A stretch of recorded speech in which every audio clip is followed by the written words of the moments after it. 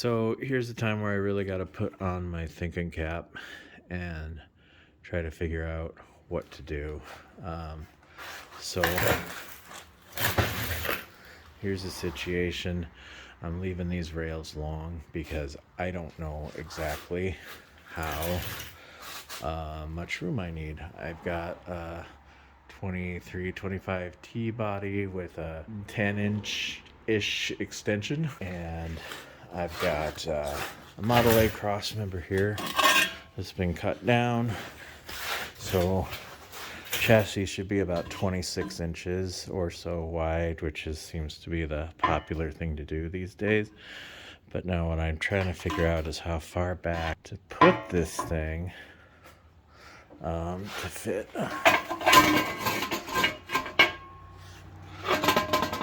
fit with my rear axle. I got spring behind set up. This is all just tacked together. It's a 98 Blazer rear. The reason I left this part long is because, really honestly, because I had seen on the internet that some other people that were planning to run turtle decks, which I got an original turtle deck over there and I kind of like that look, left this long. On a lot of like more lake style, let's say, T buckets, really it's like after the kick up, the cross member is, it's right in here. It's just like bam, kind of like that, and that pulls the wheels pretty close to the back of the bucket. But the other thing is that to consider here is I got a spring behind, and I wanted to do that because I wanted it a little bit lower, and a lot of traditionally built T buckets anyway use a spring on top. So this spring would be on a hanger mounted directly over the axle, which puts it up a little higher and also puts this cross member like right over there. So I'm trying to figure out a way to do this without having to completely move all this heavy shit and mock it up. But I'm guessing that there's no other real way to do it. So I think that's where I'm at.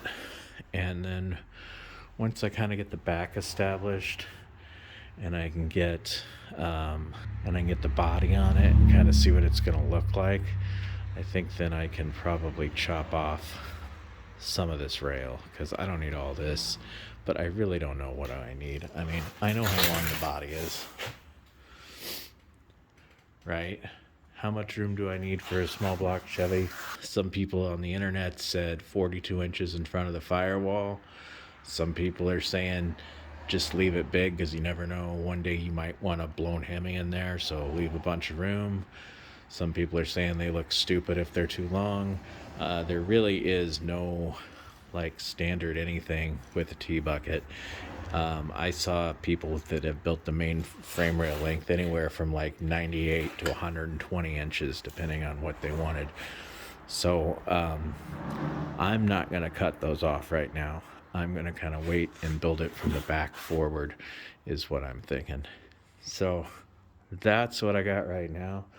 Be back later. Here's the situation now. I got this up on jack stands and it's still not really high enough, but it's high enough I can kind of figure out like how far forward the body needs to be in relation to the frame and the axle and the cross member and all that.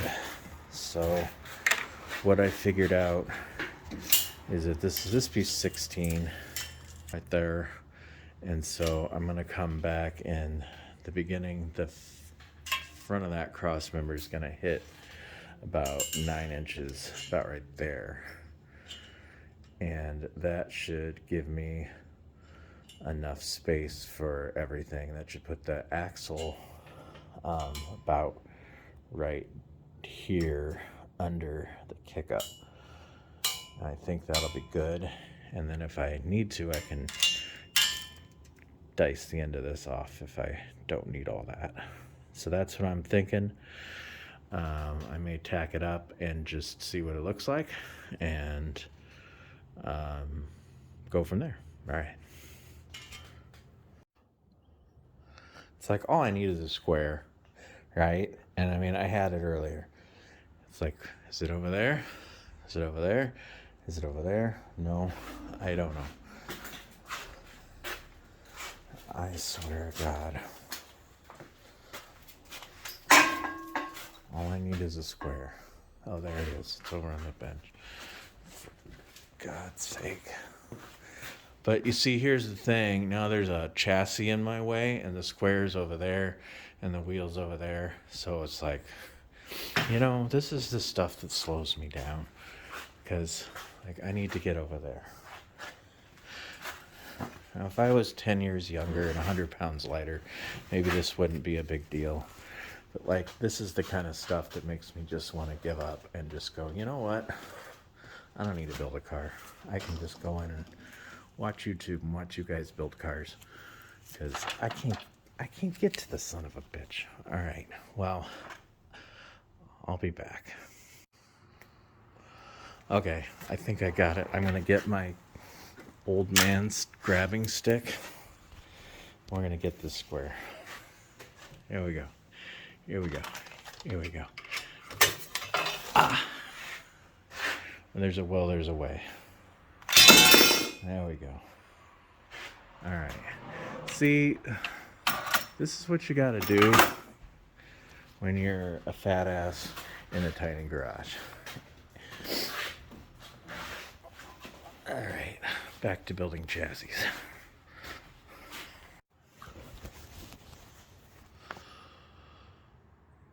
So, next step, after I pick this frame rail back off the ground from it falling and landing on my foot, thankfully I've got some $40 Amazon boots on, so all good there. Trying to figure out as this frame needs to be 26 inches wide, or pretty close to it. What's tricky, of course, is that it's got a rounded corner, so my tape measure is, it looks pretty good, and I'm checking up here, and that's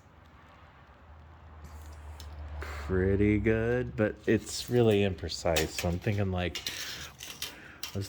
need some sort of a device that can help me measure accurately with a rounded corner. And then I'm thinking that device may just be a stick, 26 inch long, or actually not 26, it'd be the 26 minus the width of two frame rails. So the width of my cross member there, actually. A stick. That's what I need a stick. So I'm going to see about getting a stick, or if I can just trust my eagle eye here enough to at least tack this cross. Okay, so here's what I figured out. I installed this piece of wood here, using a couple clamps, and that gave me a nice flat table onto which I can lay my cross members. So I marked that's where the front of the cross member should go on that side, that's where it should go on that side, and this goes in there, real just like that. And then just like that.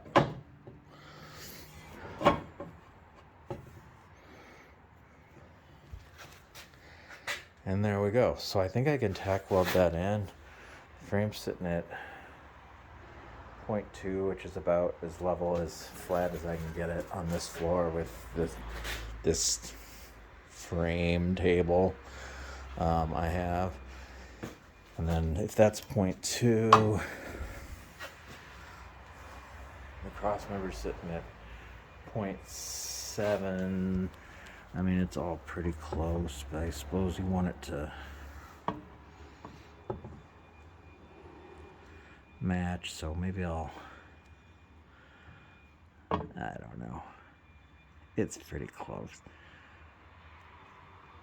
You'd shim it, just like stick a penny under there or something and get it to match. But it's pretty dang close. So what I'm thinking I'll do is I'll square it up, maybe shim it just a little bit to give it as level as possible. I don't think you're supposed to, I think these cross members are just supposed to be level. I don't think they're supposed to have any tilt to them or anything. And tack it up anyway. So I'll tack it up and see what that looks like. All right, so this is what we ultimately ended up with. Bunch of clamps and a board and an angle finder, and I put some pretty aggressive tack welds on it, and now I'm gonna take everything off. Actually, before I do that, I think what I might do is just find a piece of steel, just some whatever, something, and just tack something across the frame rails on the front, just to kind of keep it together. All right, let's do that. So here's where we wound up for the day. Got the body on just to mock it up. We'll come towards the back. So here's what we wound up with.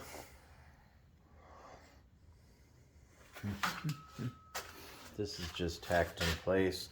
I went ahead and jacked up the rear and got the jack stands up another notch, and kind of wrestled the spring into the cross member and threw some U-bolts on and threw the other tire on and then threw the body on because I just couldn't resist. And from this angle, things are looking pretty good. Like, I like the way this looks.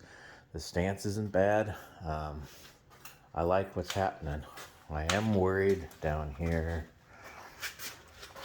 I don't know if you can see it, but this spring is kind of interfering with the frame rail right there. Like, it's touching. There's no clearance.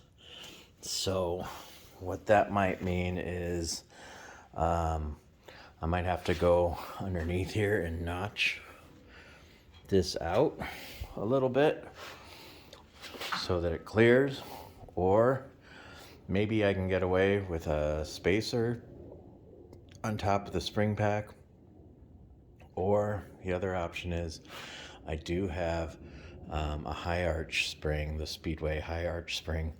I have one in stock, and it has it's more pointy. There it is.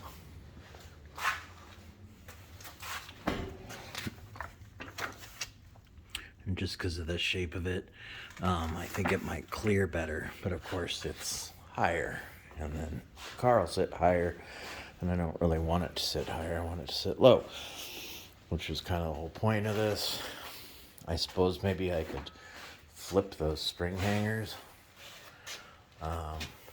upside down, so then they'd be on the bottom, and that'd give a couple more inches of, I don't know. Anyway, so those are the things I'm wrestling with, is kind of what to do with that next. But as far as this goes, like, looks pretty good. The pinion there is not going to intrude into the floor too much, and yet it's still fairly low. I don't necessarily love the way the extended body looks, but let's just face it, I'm a big dude, and without that I'm not fitting in this car. So that was just kind of the way it had to be.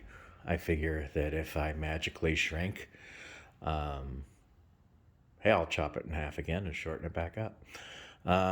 So the next question for me is, like, how much space to leave here between the front and between the firewall and the grill shell, and where to lop off these frame rails. And then I'll be building front cross member at a 3-inch. This 3-inch tube, 3-inch by 3/16, I believe, tube. And that'll go up here somewhere. And that's coming up next. All right, so that's the Model T for today. Thanks, y'all.